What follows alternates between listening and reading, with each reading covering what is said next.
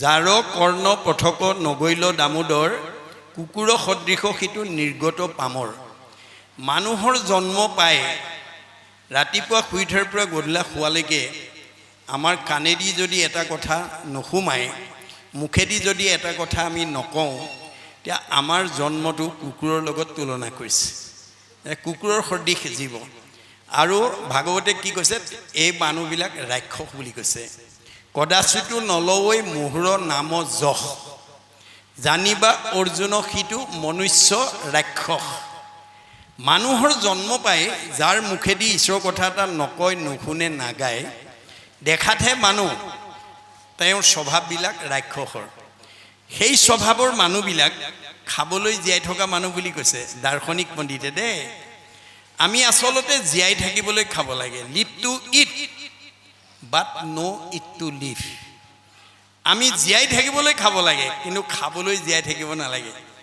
ভাগৱতৰ এই দৰ্শনটো নজনা কাৰণে আমাৰ সমাজত এতিয়া খাবলৈ জীয়াই থকা মানুহৰ সংখ্যা বেছি জুতিয়ে বুদ্ধিয়ে দিলেই ভাল নহ'লেই কাল আমাৰ কিছুমান মানুহ আছে অকণমান আঞ্জা ভাজিত নিমখ ইফাল সিফাল হ'লে ৰান্ধনি 12 বজাই দিব এই স্বভাৱটো যাৰ আছে এইবোৰ খাবলৈ জীয়াই থকা মানুহ খাবলৈ জীয়াই থকা পৰা আমি জীয়াই থাকিবলৈ খোৱাৰ স্বভাৱলৈ উত্তৰণ ঘটিব লাগিব যাৰ কাৰণে লক্ষী স্বয়ম্বৰত তেনেকুৱা স্বভাৱৰ স্বামীক নাকচ কৰিছে কাক দৈত্যগুৰু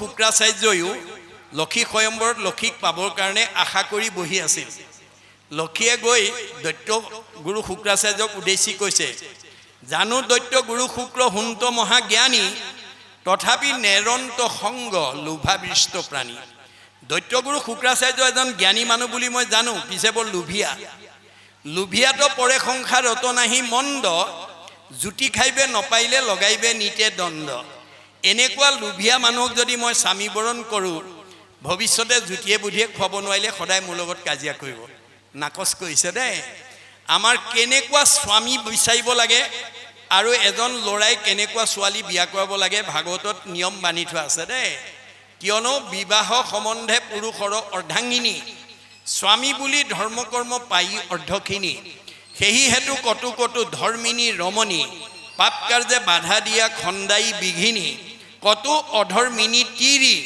ধৰ্মক বাধিয়া স্বামীক নিউৱে ঘূৰে নৰকে টানিয়া আমাৰ ভাৰ্যাবিলাকক দুটা ভাগত বিভক্ত কৰি দেখুৱাইছে এজনী ধৰ্মিনী নাৰী এজনী অধৰ্মিনী নাৰী ধৰি লওক আপোনালোকৰ এই পৰমানন্দ প্ৰাথমিকৰ সভাপতি সম্পাদকে ওচৰৰ কাষৰ গাঁওখনৰ দুঘৰ মানুহক আজি তাৰিখৰ ভাগৱত পাঠ ব্যাখ্যালে নিমন্ত্ৰণ কৰি কিবা এটা বৰঙনিও লৈ আহিলে দুয়ো ঘৰতে স্বামী স্ত্ৰী উপস্থিত আছিল প্ৰথম ঘৰৰ স্বামীজনে আজি তাৰিখৰ মানে এই ভাগৱতৰ কথাটো পাহৰি বাৰীত কাম কৰি আছে 9টা বাজি গ'ল ভাৰ্যাৰ মনত আছে তেওঁ বাৰীত গৈ স্বামীক কৈছেগৈ হেৰি আজি পৰমানন্দ প্ৰাথমিকৰ গোলাঘাট জিলাৰ প্ৰচাৰ শাখাৰ উদ্যোগত অনুষ্ঠিত কৰা ভাগৱত পাঠ ব্যাখ্যালৈ মাতি গৈছিল আপুনি পাহৰিলে নেকি এৰাহে পাহৰিলোঁ ঠক কাম চব এৰক সোনকালে গা পা ধুই আপুনি ভাগৱতলৈ ওলাই যাওক এইবুলি যিগৰাকী আয়ে স্বামীক আজিৰ অনুষ্ঠানলৈ উলিয়াই পঠিয়াব তেওঁ ঘৰতে থাকি আধা পুণ্য পাব দ্বিতীয় ঘৰ আকৌ স্বামীৰ মনত আছে ভাৰ্যাই পাহৰিলে স্বামীয়ে নিৰ্দিষ্ট সময়ত পিন্ধি উৰি গা পা ধুই চাদৰ গামোচা লৈ আহিবলৈ ওলাওঁতেই ভিতৰৰ পৰা আইগৰাকী আহি দেখি এওঁ দেখোন আজি একেবাৰে কাণত গামোচা চেলেং লৈ ভকতি হৈ বা ক'লৈ যায় হেৰি ক'ত যাব বোলে কেলে পৰমানন্দ প্ৰাথমিকে আজি ভাগৱত ব্যাখ্যালে মাতি গৈছিল তুমি পাহৰিলা নেকি ঠক এতিয়া বতৰ ভাল কৰিছে খেতি পথাৰ দিন এতিয়া আপুনি ভাগৱত শুনিলে নহ'ব আমুক কাম আছে কৰিব লাগিব নোৱাৰে যাব এইবুলি যিগৰাকীয়ে বাধা দি ৰাখিব তেওঁ নিজেও নৰকলৈ যাব আৰু স্বামীকো নৰকলৈ লৈ যাব গতিকে আমি সেইকাৰণে স্বামী আৰু ভাৰ্যা নিৰ্বাচন কেনেকৈ কৰিব লাগে ভাগৱতত নিয়ম বান্ধি থোৱা আছে দেই মনত ৰাখিব কথাটো যিটো কথা কৈ আমাৰ মহাপুৰুষ শংকৰদেৱৰ দিনত এগৰাকী ভাৰ্যাই অলৌকিকক লৌকিক কৰি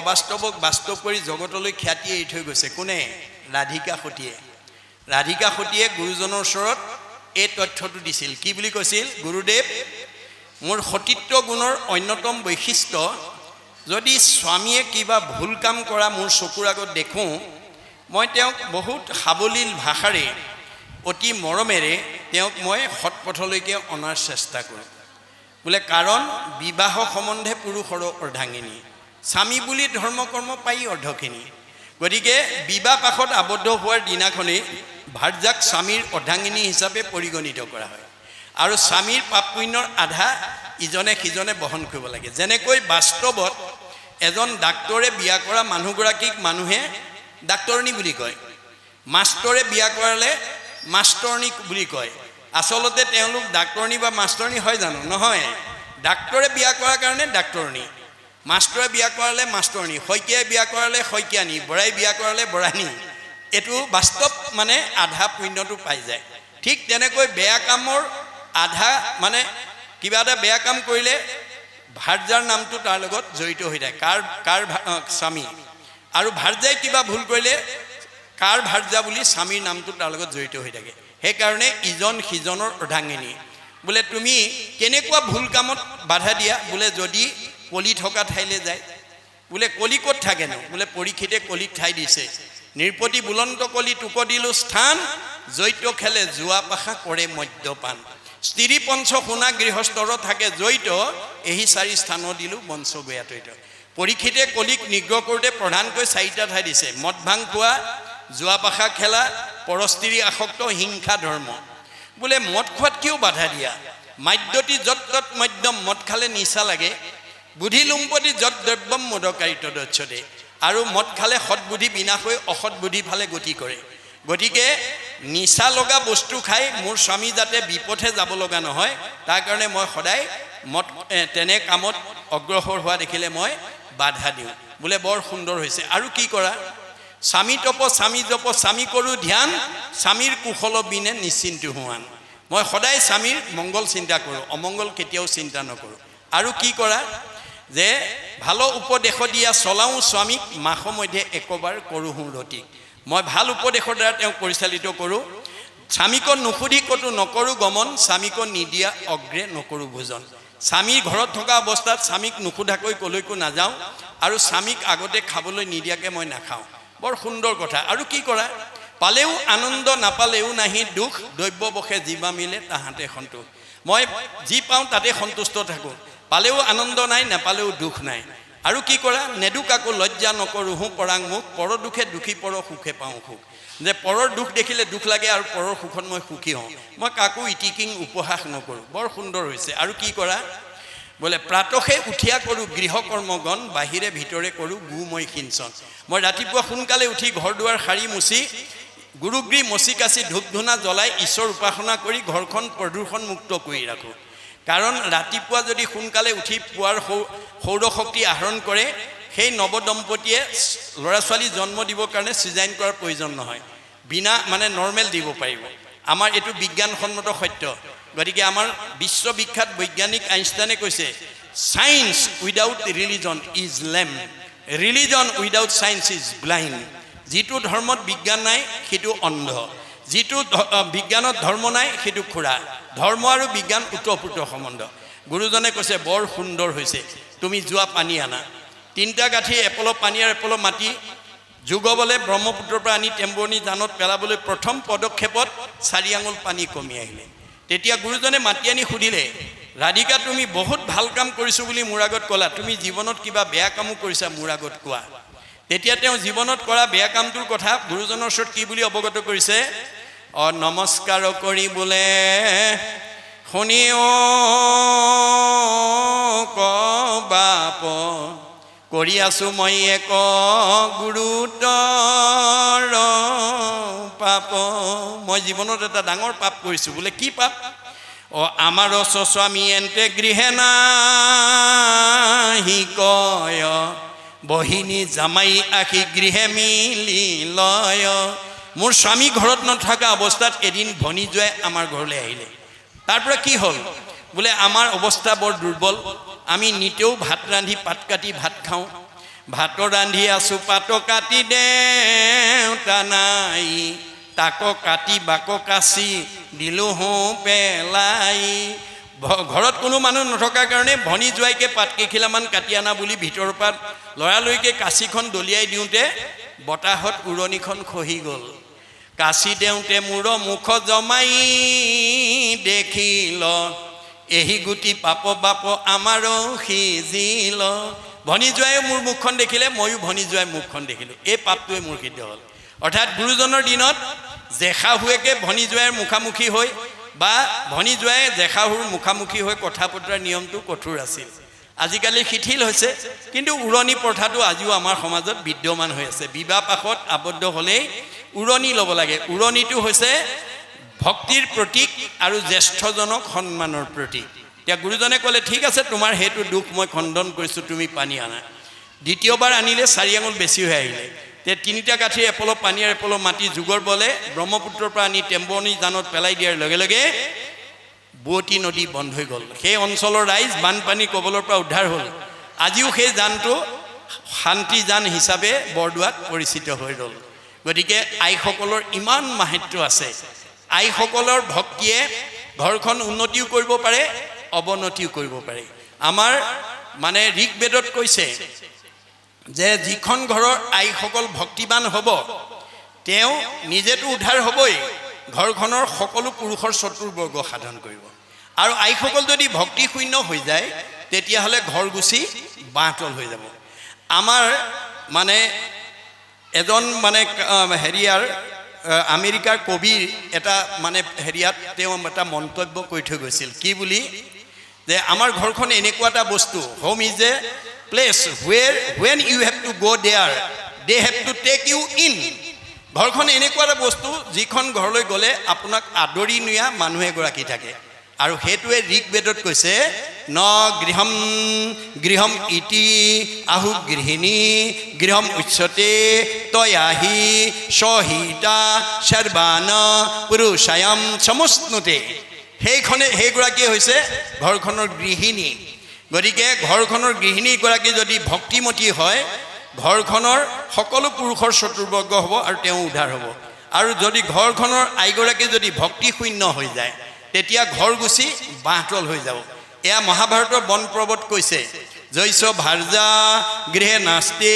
সাধিসা পুণ্য চাৰিটা অৰণ্যং তেন গন্তব্যং যথা অৰণ্যং তথা গৃহম ঘৰ গুচি বাঁহতল হৈ যাব পাৰে আইসকলৰ ইমান পাৱাৰ মনত ৰাখিব ইচ্ছা কৰিলে ঘৰ গুচি বৈকুণ্ঠলৈ উত্তৰণ কৰিব পাৰে আৰু ইচ্ছা কৰিলে ঘৰ গুচি বাঁহতল কৰিব পাৰে আইসকলৰ ইমান ক্ষমতা আমি বাঁহতল হোৱাটো নিবিচাৰোঁ আমি এখন ঘৰ বৈকুণ্ঠলৈ উত্তৰণ কৰিব বিচাৰোঁ এখন ঘৰ বৈকুণ্ঠলৈ উত্তৰণ কৰিবলৈ হ'লে আমাৰ আইসকলৰ গাত 7টা সদ্গুণ থাকিব লাগে বুলি গীতাত কৃষ্ণই অৰ্জুনৰ আগত কৈছে আজি আমাৰ ইয়াত থকা আইসকলৰ গাত যদি কাৰোবাৰ গাত যদি 7টা গুণ আছে তেতিয়াহ'লে তেওঁ ভাগ্যৱতী মহিলা তেওঁ নিজেও তৰিব পৰিয়ালকো তৰাব অঞ্চলৰ মানুহকো উদ্ধাৰ কৰিব গতিকে এই 7টা কি গুণ আমাৰ গীতাত কৈছে কীৰ্তি চিৰি বা কৈছ নাৰী নাং ধীতি মেধা ক্ষমা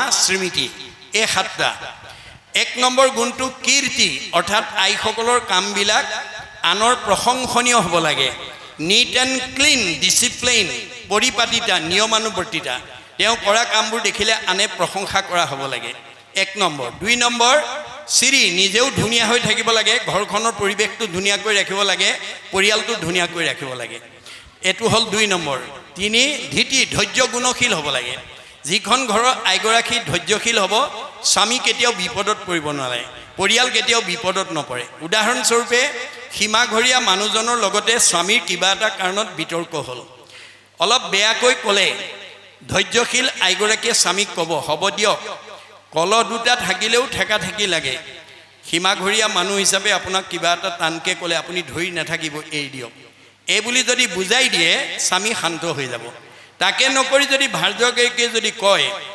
সীমাঘৰীয়া মানুহ হিচাপে আপোনাক ইমান টান কথা ক'বলৈ ক'ত অধিকাৰ পালে ধৰক মাৰক এই বুলি যদি উচ্চতাই দিয়ে স্বামীৰ ভাৰ্যাৰ উচ্চতনিত যদি স্বামীয়ে গৈ সীমাঘৰীয়া মানুহজনক মাৰপিট কৰে দুইজনৰ জীৱনলৈ বিপদ নামি আহিব গতিকে আমাৰ আইসকলৰ ধৈৰ্য গুণটো শৈব্যাৰ নিচিনা হ'ব লাগে আমাৰ শাস্ত্ৰই সব নিয়মৰ কথা কৈ আছে দেই পদ্ধতিৰ কথা কৈ আছে যে শৈব্যাই ভাৰ্যাৰ লগত কোনো আলোচনা নকৰাকৈ সত্যত বন্দী হৈ বিশ্বামিত্ৰ ঋষিক সমস্ত ৰাজ্যধন দি দিলে অৱশেষত দক্ষিণা দিবলৈ হাতত পইচা নাই। ঋষিৰ পৰা এমাহ সময় বিচাৰিলে। ঋষিবৰ মোক এমাহ সময় দিয়া, মই তোমাৰ দক্ষিণাটো যোগাৰ কৰি দিম। বিশ্বামিত্ৰই ক'লে ঠিক আছে, তোমাক এমাহ সময় দিছোঁ, যোৱা। তেওঁ এমাহ সময় লৈ ভাৰ্যাপুত্ৰক লগত লৈ তেওঁ মানে বাৰাণসী এখন উপবনত পলাই আছেগৈ। বিশ্বামিত্ৰই এমাহৰ পূৰ্বে বিচাৰি বিচাৰি গৈ পালেগৈ। পাই হৰিশ্চন্দ্ৰক উদ্দেশ্যি ক'লে, ৰজা হৰিশ্চন্দ্ৰ, মোৰ দক্ষিণাটো যদি হেলা কৰ তই, সবংশকে সাপি ভস্ম কৰিব মই। মোৰ দক্ষিণাত যদি অৱহেলা কৰ, তোৰ গোটেই বংশ মই সাপ দি ভস্ম কৰি দিম। ঋষিৰ বচন শুনি হৰিশ্চন্দ্ৰ ৰায় কপিবে লাগিলে, মুখে মাত বোল নাই। যেতিয়া ঋষিয়ে গোটেই বংশ ধ্বংস কৰিম বুলি ক'লে, হৰিশ্চন্দ্ৰ ভয়ত পেপুৱা লাগিল, মুখৰ মাত হেৰাই গ'ল। আৰু মনৰ কথা ক'বলৈ ভাৰ্যাৰ বাদে দ্বিতীয় ব্যক্তি নাই। ভাৰ্যাক চাহিয়া ৰাজা বুলিলা বচন, শুনা প্ৰাণেশ্বৰী মোৰ বাক্যে দিওঁ মন। হেৰা ভাৰ্যা, মোৰ কথালৈ অকণমান মনোযোগ দিয়া। কেনমতে ঋষিৰ মই খুজি বহু ধাৰ, কেনমতে বংশক মই কৰিব উদ্ধাৰ। মই এতিয়া ঋষিৰ ধাৰটো কেনেকৈ পৰিশোধ কৰোঁ, বংশটোক কেনেকৈ উদ্ধাৰ কৰোঁ, মই হতাশ হৈ গৈছোঁ। মোৰ মুখৰ মাত হেৰাই গৈছে। যিখিনি সময়ত স্বামীৰ মুখৰ মাত হেৰাই গৈছে, হতাশ হৈছে।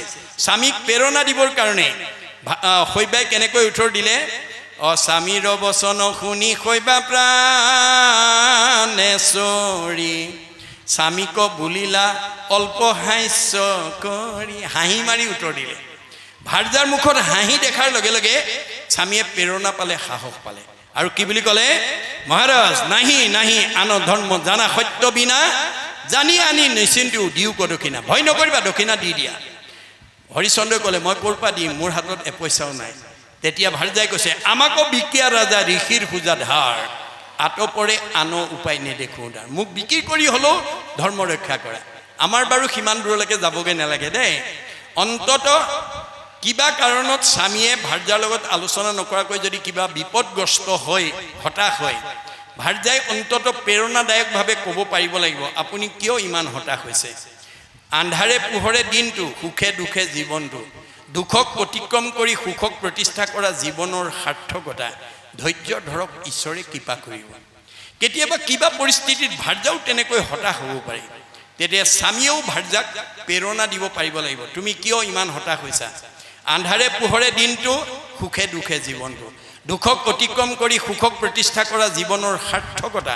ধৈৰ্য ধৰা, ঈশ্বৰে কৃপা কৰিব।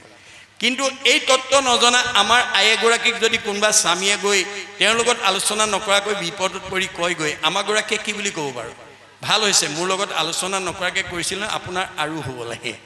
আমাৰ প্ৰেৰণা দিয়ক চাৰি, জ্বলা জুইত ঘিউ ঢালি দিব।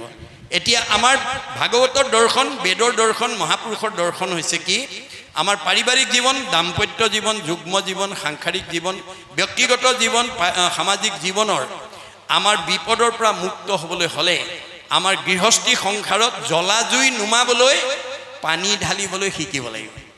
জ্বলা জুই নুমাবলৈ ঘিউ ঢালিলে নহ'ব। এই তত্ত্ব আমাক দিছে। গতিকে এই ধৰণৰে আমাৰ সমস্ত এখন ঘৰ কেনেকৈ পৰিচালনা কৰিলে আমি দিনক দিনে উন্নতিৰ পথত আগবাঢ়ি যাওঁ, তাৰ তথ্য আমাক দি আছে।